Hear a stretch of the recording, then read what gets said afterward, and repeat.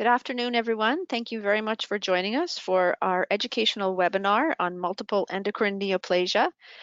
We are very delighted to have Dr. Shereen Ezzat with us this afternoon, who's going to present on this topic. Just as an introduction, Dr. Ezzat is an endocrine oncologist at the University Health Network in Toronto, Canada.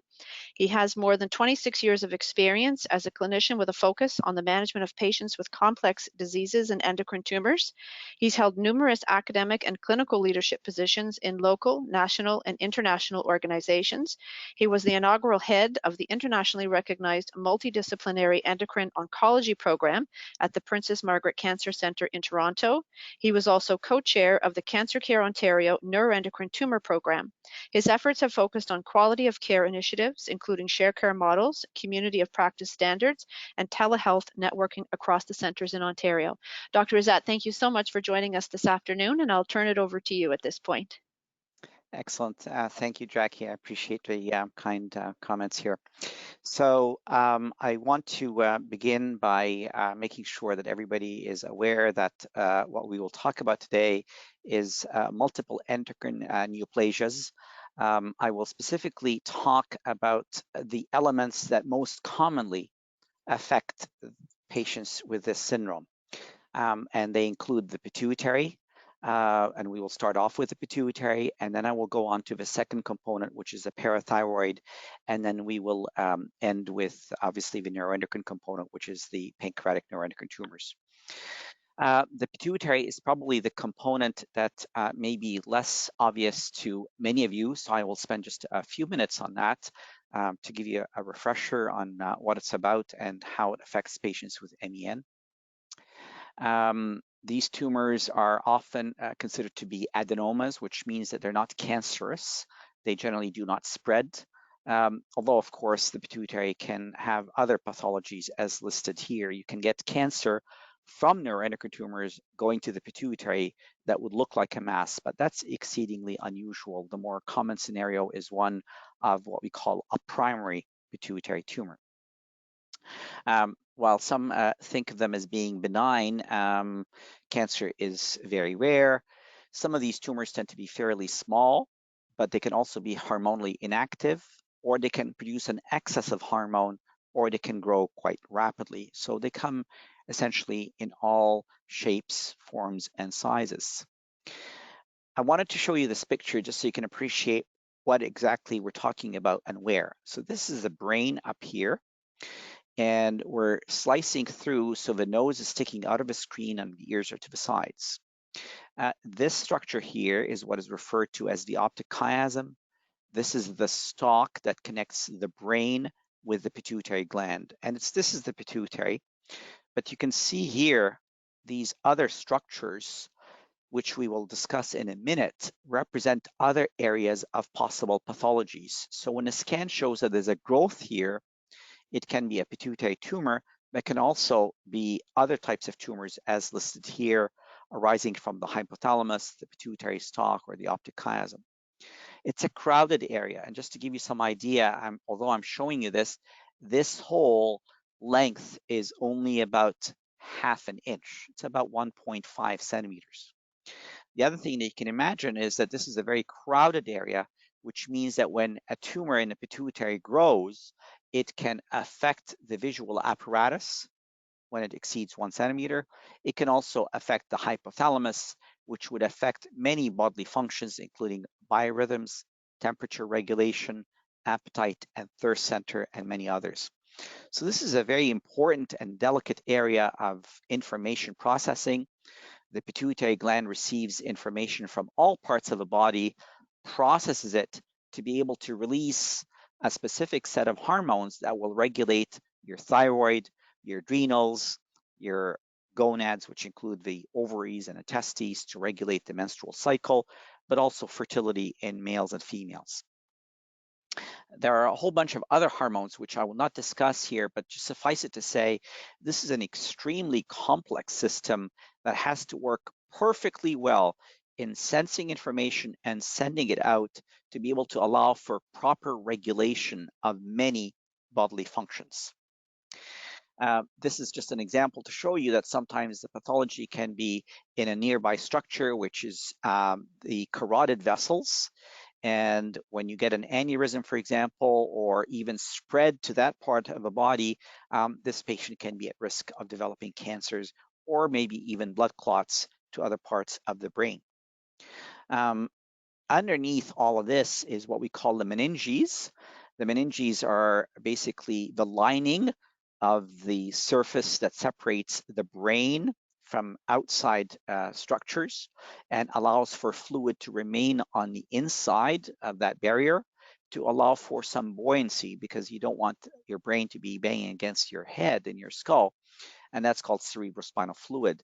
So these linings or meninges can also be, if you will, a sheet that can allow for spread of cancer, including neuroendocrine tumors, and also one of the more common tumors that we see in patients with multiple endocrine neoplasias are tumors of the meninges, which we call meningiomas. Now, one of the reasons why I'm belaboring this point is the following. Some of you may end up having a scan of your head and a tumor is identified in this region, and it's potentially confused for spread of the neuroendocrine tumor, when in fact it may not be. It may be a separate primary tumor arising from this structure in the skull at the surface of the brain, and this would obviously have a very different connotation. I should also emphasize that many of these pathologies that I'm describing here will also light up on the gallium-68 PET scan. So when you see in a report that the gallium scan picked up a signal in the pituitary, that may not necessarily be evidence of disease spreading. It may very well be a normal physiologic uptake of the pituitary, which produces and expresses a lot of somatostatin receptors. This is an actual MRI of a patient, and as you can see, here's the brain that I was showing you earlier, and all of this structure here is actually a pituitary tumor. You can see how invasive this tumor is, and trying to remove this through the nose is often incomplete. This is a very invasive tumor that's often very sticky and invading into different parts of the brain and into vessels, precluding complete resection. So not all of these tumors are very easily manageable, although we will talk about the fact that we have some medical therapies for some, but obviously not all. I'm going to spend just a few minutes to emphasize that testing of the pituitary is important, and it's important for two reasons. One is the same patient can have the pituitary fail because there's something wrong with the pituitary, or alternatively, that some of the therapies or medications that are used have affected the pituitary function. So there's an intimacy here that we must recognize and appreciate in a neuroendocrine patient that involves the pituitary gland, just as we need to know about the pancreas or the small bowel or wherever the primary tumor could have arisen from. And these are just names of some of the tests that are used. I won't go into the details, but just to appreciate that there are some detailed studies that can help us dissect exactly what hormone, where, when, why, and how it should be treated. There's also a condition that I want you to be aware of affecting the pituitary, or the opposite of it, which is called SIDH. These are disorders where typically the neuroendocrine patient will have a sodium salt concentration disturbance. With diabetes insipidus, there is loss of a hormone produced and released from the pituitary that results in inappropriate loss of urine. The patient will be very thirsty, water will be lost, and the sodium concentration rises. And this can actually be very, very serious, and it can cause seizures and headaches and many other disturbances. And sometimes we actually also see the opposite, where pancreatic neuroendocrine tumors will produce an excess of the hormone that normally allows us to be able to pee, and that's called antidiuretic hormone. So when a pancreatic tumor produces too much of this hormone, the salt concentration will go down, resulting in an electrical abnormality, which again can make somebody very, very unwell and can even precipitate seizures. So there are some specific pituitary hormone conditions that can occur that we manage medically, and I just want to show you this one here specifically because of one type of tumor that is the most common in patients with MEN or multiple endocrine neoplasia, and that's prolactinomas. The term prolactinomas comes from the term coined to the hormone prolactin. Prolactin is produced from the front portion of the pituitary gland. It's what allows the breast to produce milk with pregnancy and with lactation. But unfortunately, if you have a tumor that arises from these cells, you get an excess of prolactin and can make a female think that there is a pregnancy going on, or even in males, this hormone in excess can cause reduction in sexual function and infertility. The slide here is just to show you that there are many causes that will affect prolactin regulation, but also importantly, it shows that there's a hormone called dopamine, which we can use and take advantage of in terms of medications to stop the production and secretion of prolactin. So again, just to reiterate, prolactinomas come from prolactin. Prolactin stimulates the breasts, and not only does it produce and promote breast milk production, but there's also some evidence that maybe prolactin can stimulate breast cancer growth in those who are genetically predisposed. It's not a cause of breast cancer, but it's a cause for prolactin to cause progression of breast cancer. And as you can see here, it can also result in what we call pseudo-pregnancy, and indeed prolactin is regulated at the level of the hypothalamus where we can use medications. This is just a different set of options in managing the pituitary component in multiple endocrine neoplasia, where we can use medication, surgery, rarely radiation, but also in some instances we can just do what we call observation, which is to determine whether in fact treatment can be withheld because perhaps it is not necessarily affecting the patient to any significant degree. The dopamine agonists that we use are medications that lower prolactin, and indeed they can be very effective in most patients. However, we also worry that they can have side effects, including scarring of the heart valves, and that's obviously an important reason why the risks and benefits have to be very carefully considered. There's also some evidence that came about much more recently since the discovery of prolactin that maybe people can be treated medically and the treatment can result in elimination or cure of the pituitary problem. It's a subset of patients, but something that gives us some hope in that part of the disease. So before we leave the pituitary, I just wanted to pause that pituitary tumors are actually very common, and it's important to appreciate that sometimes patients will present with pituitary disease that then leads to the identification of the neuroendocrine tumor and vice versa. So it's a very fluid and dynamic situation. The next component of multiple endocrine neoplasia is the parathyroid. The parathyroid is, as the term implies, meaning next to the thyroid. It's not the thyroid itself, but next to it.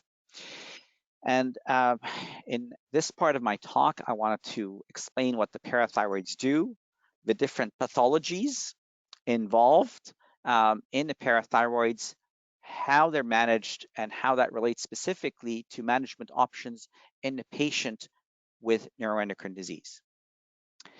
So this is a somewhat busy slide, and I just wanted to explain why I'm showing it.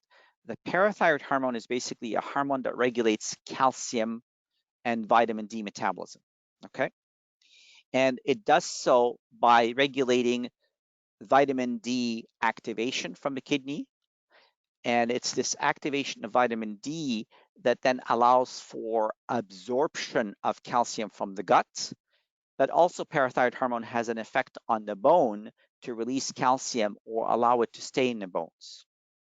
So you can see that if there's a parathyroid disturbance and there's too much parathyroid hormone, that you get too much calcium absorbed from the kidneys and too much calcium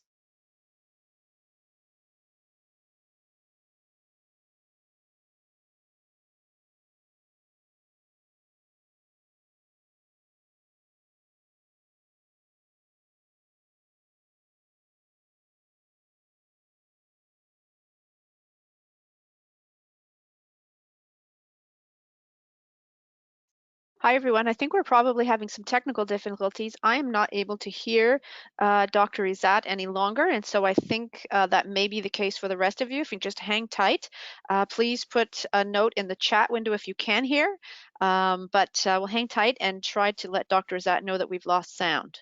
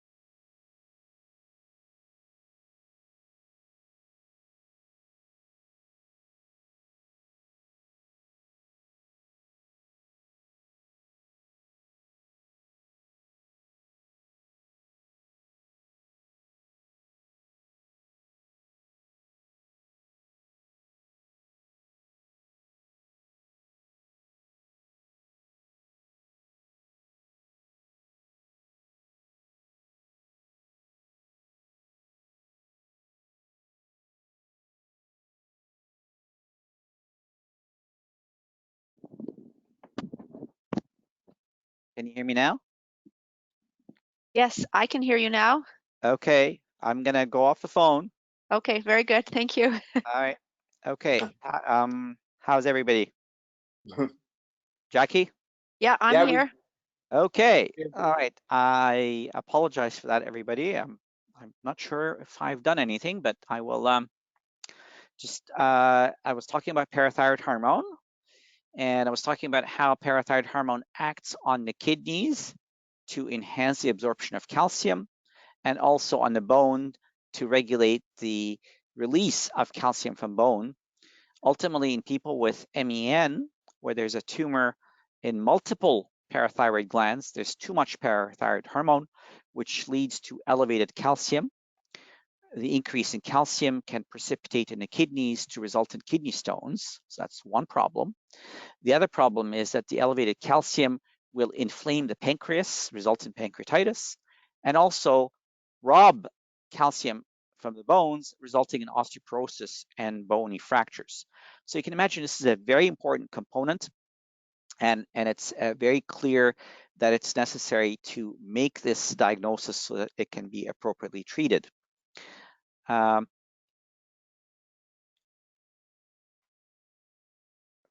I'm trying to move my slides. There we go.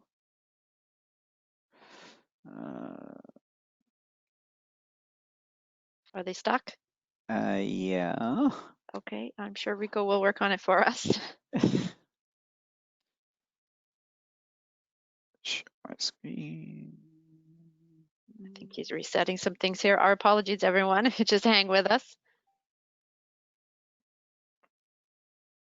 Okay, here we go. All right, so I'm able to move. Okay, I just want to emphasize that, and I should say that multiple endocrine neoplasias come in different flavors. The one that we have been talking about is called MEN1. There are other types of multiple endocrine neoplasias that can affect the parathyroids. They're listed here. I won't go through the details of that. The reason why I was focusing more on the type 1 is because that's the most commonly associated with neuroendocrine tumors of the pancreas, the lung, and the small bowel. Each of these disorders, including MEN, involves multiple parathyroid glands, and as a result, you have to identify all these glands and have them removed, but not to the extreme whereby parathyroid hormone levels go below normal. Because when that happens, then the calcium levels fall to below normal, a condition that requires a significant amount of active vitamin D and calcium. And I should add that active vitamin D, or Rucaltrol, is actually quite expensive. It's not just regular vitamin D. So it's a condition which is not very good to have. You don't want to go from one end of a spectrum to the other. I want to emphasize something which causes a lot of confusion in many clinical scenarios. The parathyroid glands can become overactive either because there's something intrinsically wrong with them, and we call that primary hyperparathyroidism, or sometimes it can be a result of vitamin D deficiency. Why am I saying that? There are two problems that we have, especially in Canada and Ontario, because we don't get exposed to the sun a lot. As you know, many of us are vitamin D deficient because of our diets and because of lack of exposure to the sun. But in addition, patients who have had their small bowel operated on and or are taking medications such as somatostatin analogs, that interferes with the absorption of vitamin D from the small bowel. And when the body senses this reduced vitamin D levels, the parathyroid hormone levels will go up. Those are patients that need to be distinguished because the treatment there is to give them back vitamin D and raise their levels to the appropriate range and not operate on their parathyroids. So again, the interaction between the gut, the kidneys, the bones, through the parathyroids is very complex, and it's something that has to be very carefully examined, and demystifying the different components in a neuroendocrine patient particularly can be very challenging, and it's important to keep that in mind to avoid a misdiagnosis and mistreatment. So again, primary hyperparathyroidism is when the parathyroids are intrinsically at fault. PTH levels are elevated, calcium levels are up in the blood and in the urine, whereas there are some conditions that are somewhat more complicated that are referred to as atypical. I won't go into the details of that, but just to emphasize that not all parathyroid conditions are the same. And indeed, the NIH many years ago started, and every year they continue to develop more and more guidelines on who should be operated on for parathyroid disease. To identify the parathyroids, there are some imaging modalities, including ultrasound and nuclear medicine techniques. The nucleotide that's used helps distinguish the thyroid from the parathyroids. The bottom line is that in neuroendocrine patients, it can be challenging to identify the tumor or tumors because more than one parathyroid is affected. And this is quite different from patients who have just garden variety parathyroid disease.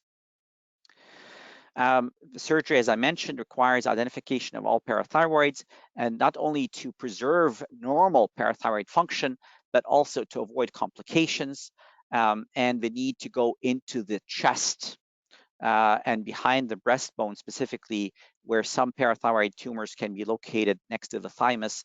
And many of you may be aware that when people have their parathyroids operated on for multiple endocrine neoplasia in particular, we recommend that the thymus gland or the thymus also get identified and removed at the same time prophylactically, because there really is no known function for the thymus in adults.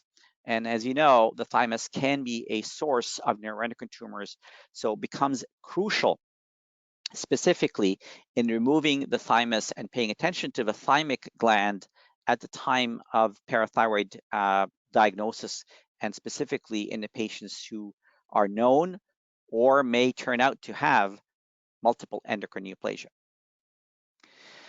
This is just to describe the importance of following the hormones and the calcium levels perioperatively. I won't go through the details, but this is not something that you want to get done necessarily at a local hospital. This is something that requires dedicated team of individuals with expertise in endocrinology, in biochemistry, in imaging, and in head and neck surgery.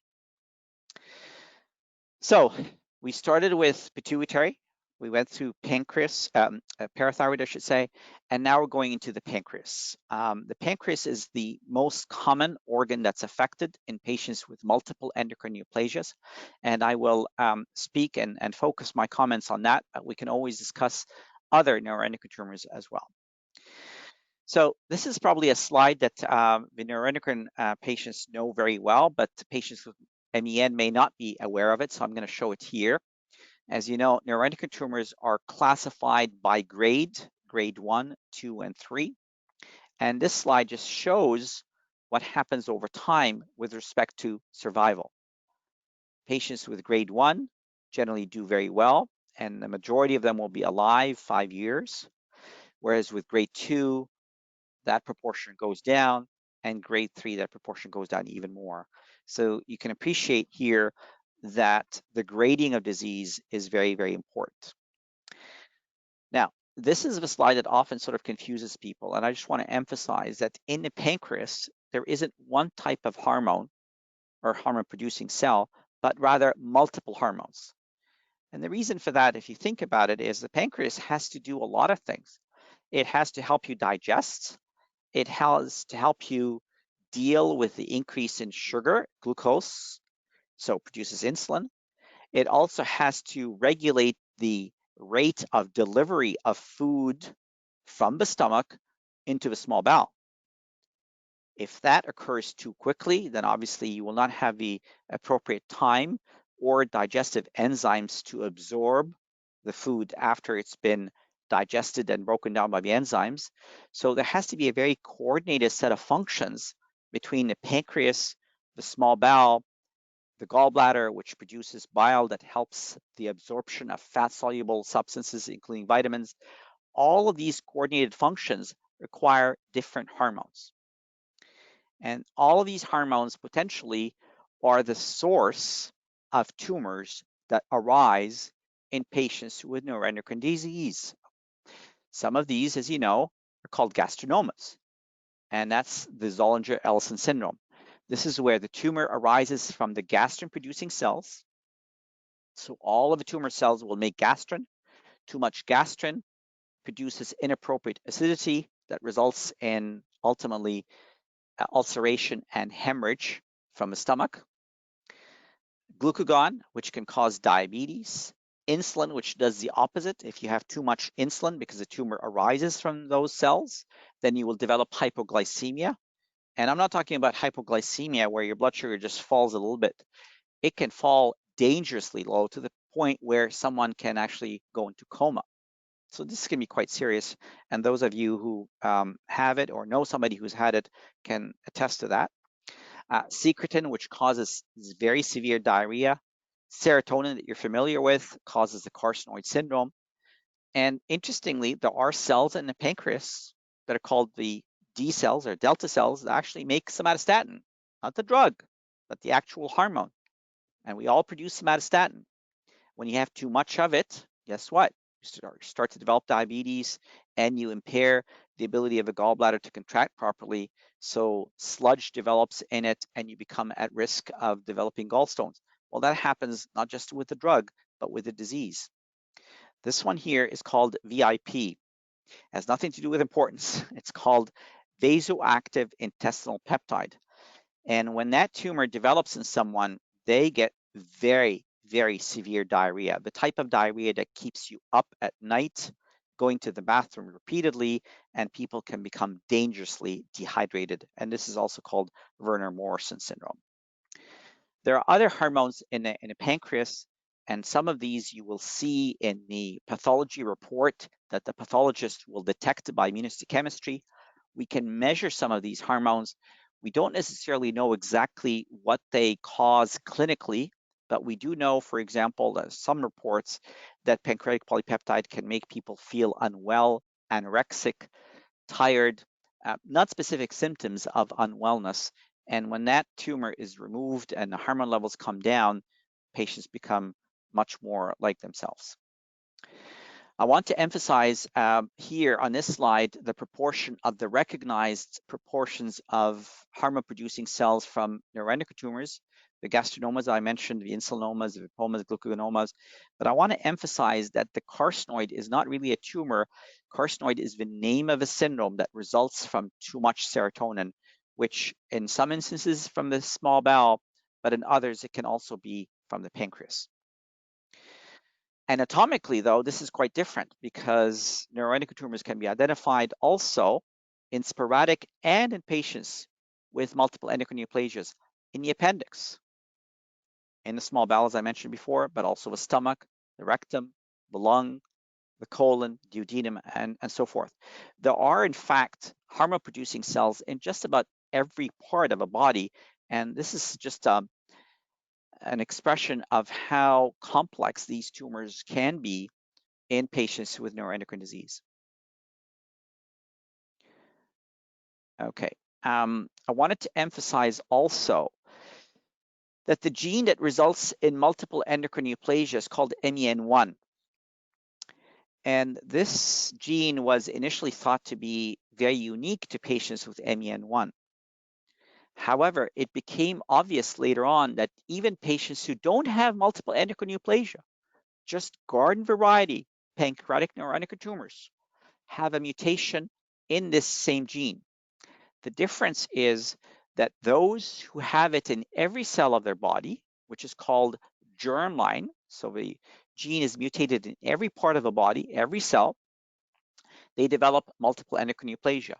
Whereas if the mutation is present only somatically or only in one cell, which happens to be in the pancreas, they will get a tumor only in the pancreas. This slide is just meant to show that this pathway is unique to neuroendocrine tumors and is not seen in pancreatic adenocarcinomas, the garden variety adenocarcinoma that we all hear about, which obviously is much more lethal. The slide also depicts the differences in other genes, but I just want to show you that MEN1 is really an important gene, not just in familial disorders, but even in sporadic pancreatic neuroendocrine tumors. And we're still trying to figure out not only how to use it diagnostically, which is how we make the diagnosis, but also trying to appreciate how it can be used to select different therapies, especially in patients in whom surgery and other types of therapies have failed or are inappropriate. Now, I want to show you this particular slide, which is probably familiar to many of you, and that's showing the challenge of diagnosis, especially in patients with neuroendocrine disease that is heritable. So this slide just shows you the same patient using different isotopes and obviously showing you that the gallium-68 dotatate, which is the scan that we all like to see, is identifying disease in many parts of the body. Now, the take-home message from this slide is the following, is that if this was a patient with sporadic disease, we would call these metastases, meaning that there are multiple areas of disease. So the disease will have started from one organ and spread, what everybody talks about as stage 4 or widely metastatic disease.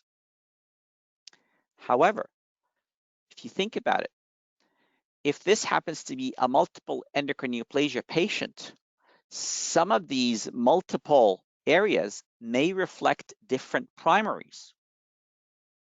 The stomach, the pancreas, the parathyroid, and even the pituitary. And that doesn't mean that the cancer has spread all over. It means that the patient has multiple endocrine neoplasia, and that each of these separate tumors requires separate management for its own entity, depending on what the indications are, what it's producing, and tailor treatment for each of these tumors, which is completely different from a patient who has one tumor type that has spread all over.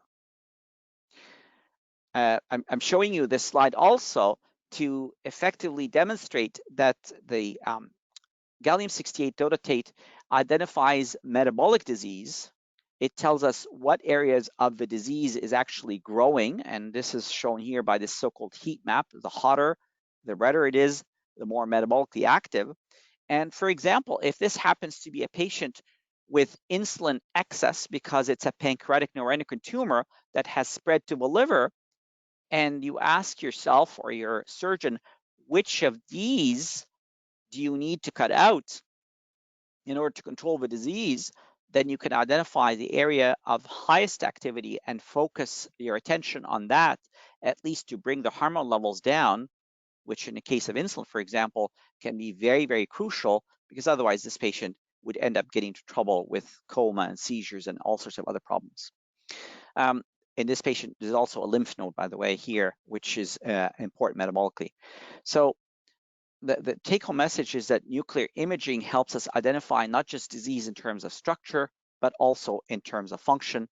All of this has to be interpreted in the context of what type of patient we're dealing with.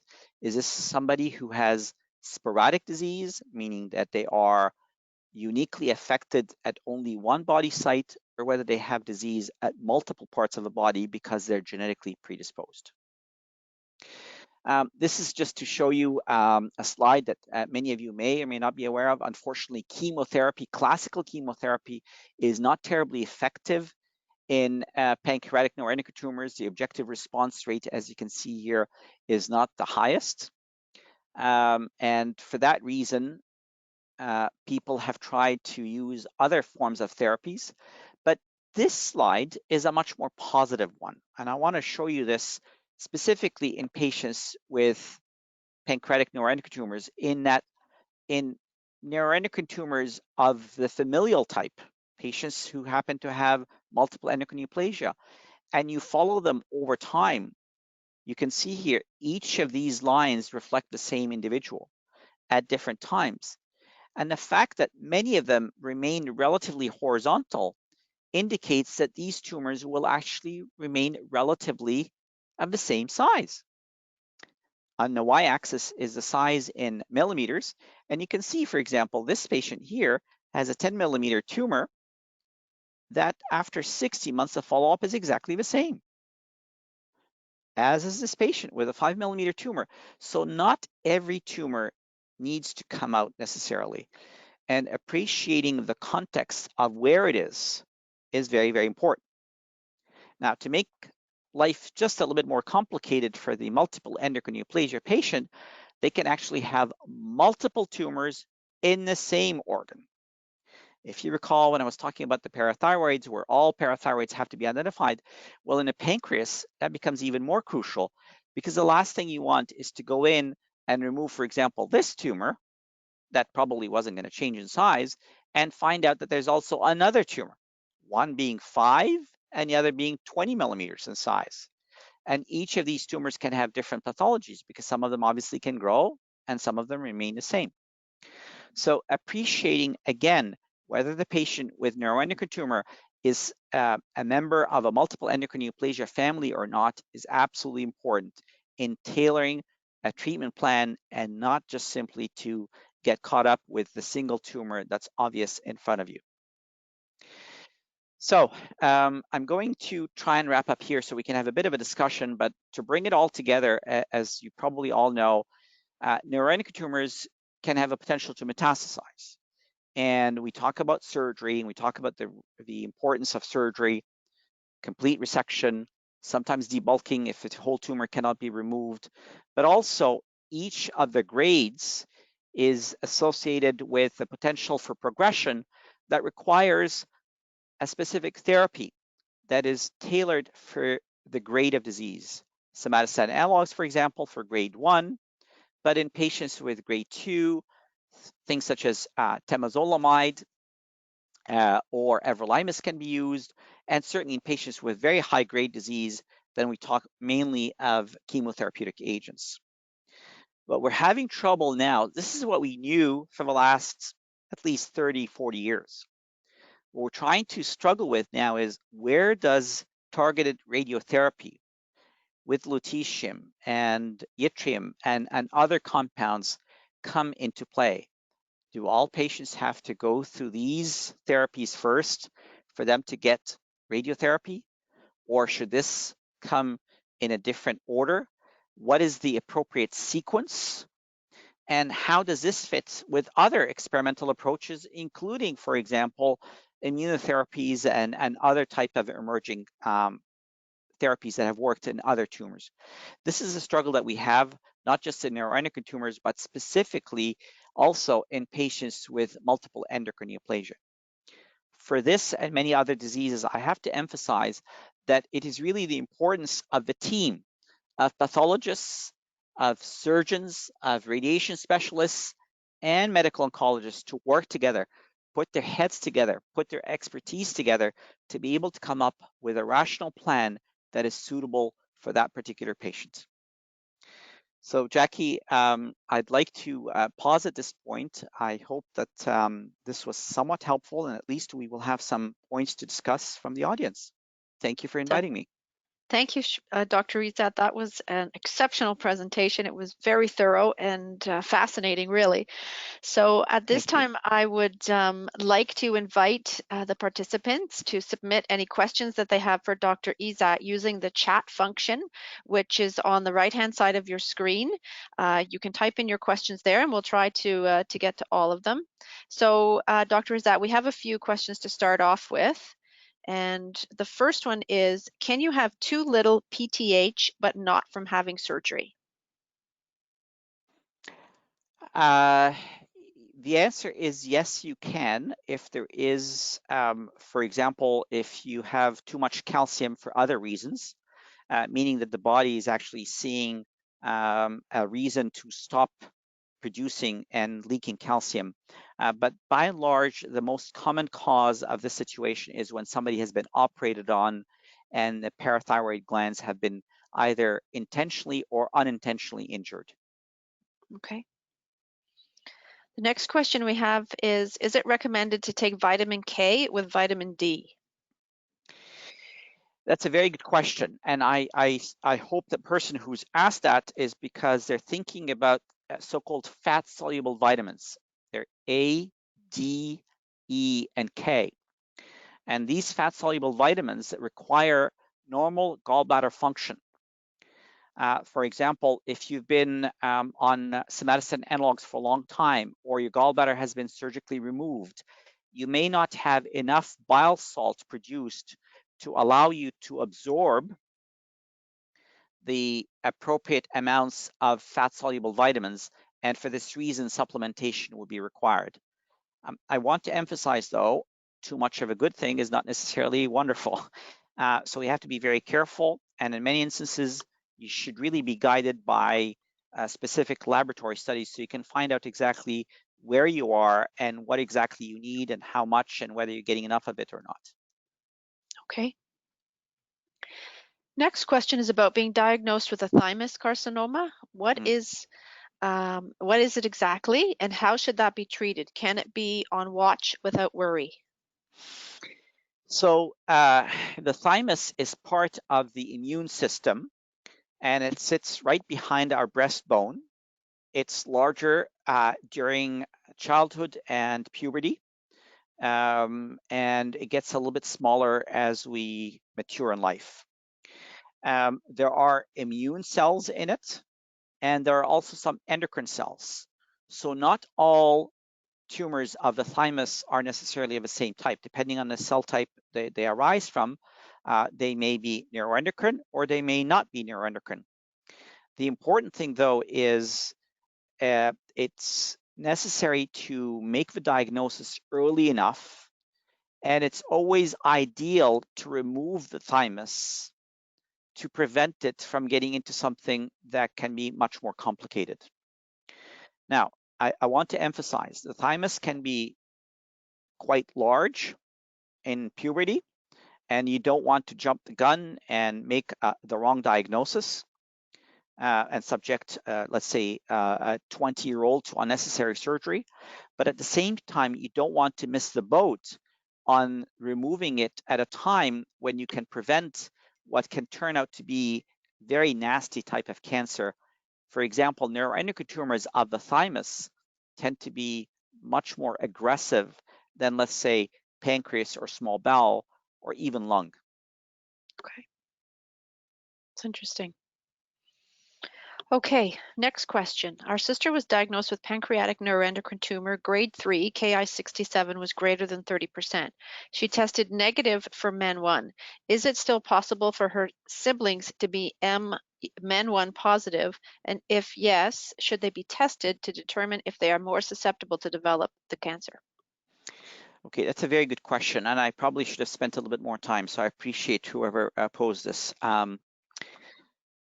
Let's put it from the perspective of how do we know that somebody has multiple endocrine neoplasia when a member of a family has been diagnosed with, like in this instance, a pancreatic neuroendocrine tumor.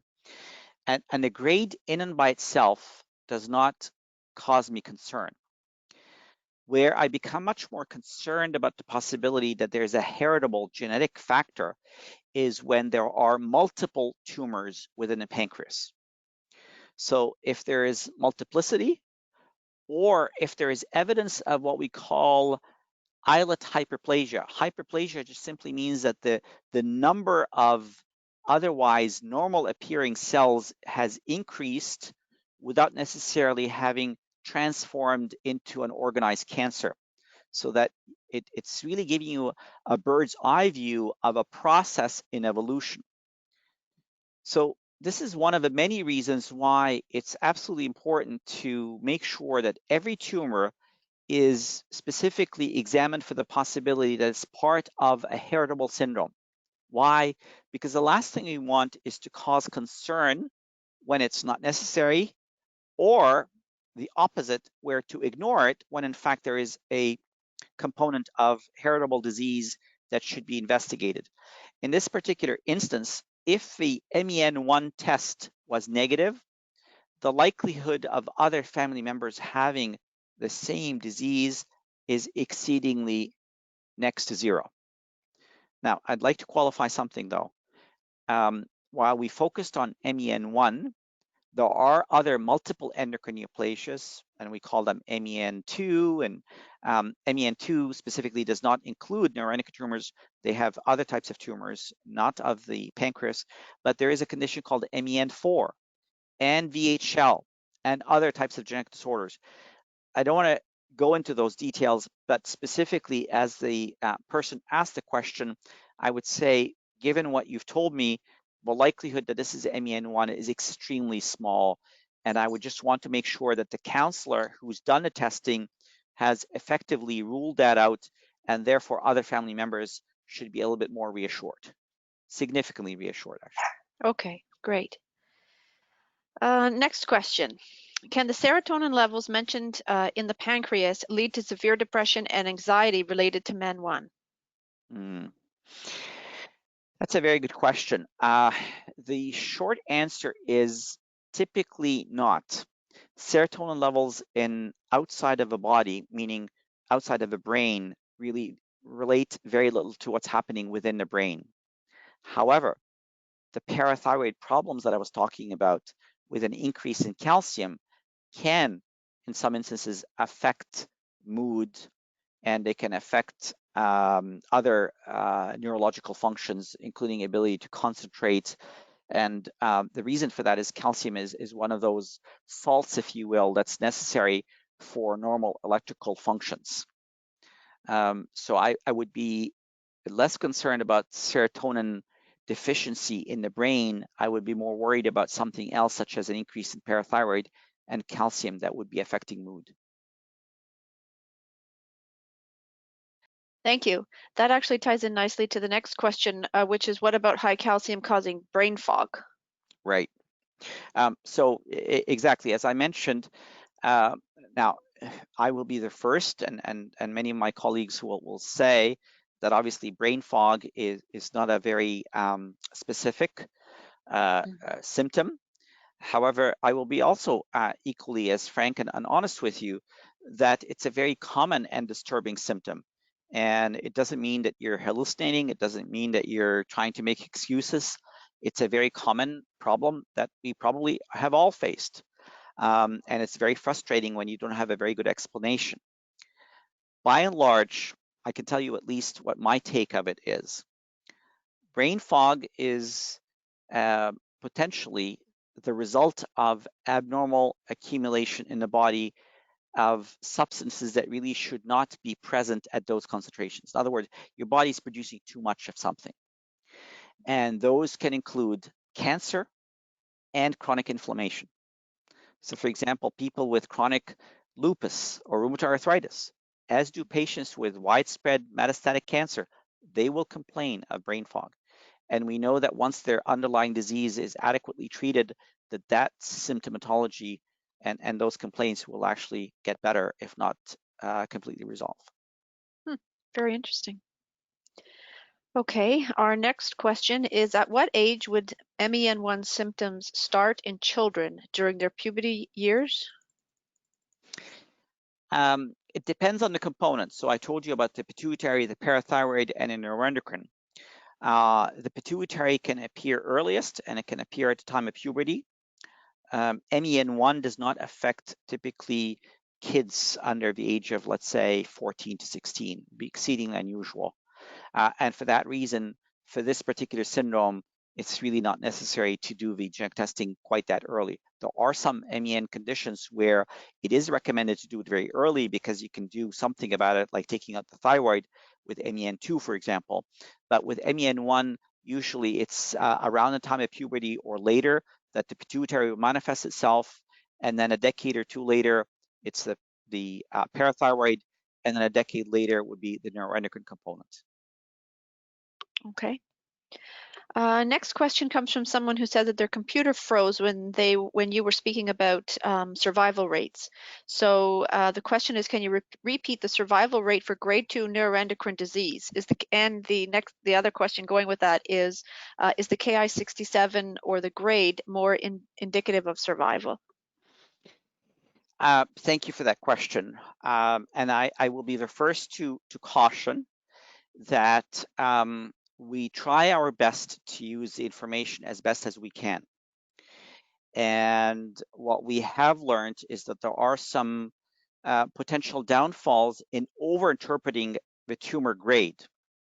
However, if I were to make a generalization, then roughly 40 to 50% of patients will be alive 5 years or more with grade 2 patients.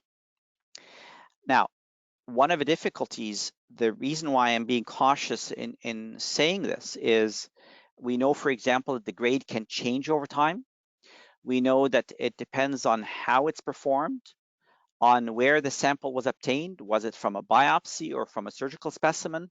And I want to emphasize here, please don't get hung up on the number, especially when it's from a biopsy, because it may not be entirely revealing and not nearly as informative as it is when the entire tumor has been removed. So again, importance of interpreting all the information with caution. Okay. Our next question is, if the parathyroid has been removed with one gland transplanted, will calcium levels drop if that transplanted gland is not functioning, and will it ever restart functioning? Yeah, just for people who are not very familiar with the whole story, the reason why that is done is basically, as I mentioned, there are 4 parathyroids in the body. And you could say, well, let's take all 4 because the disease affects all 4 because it's in every single parathyroid cell.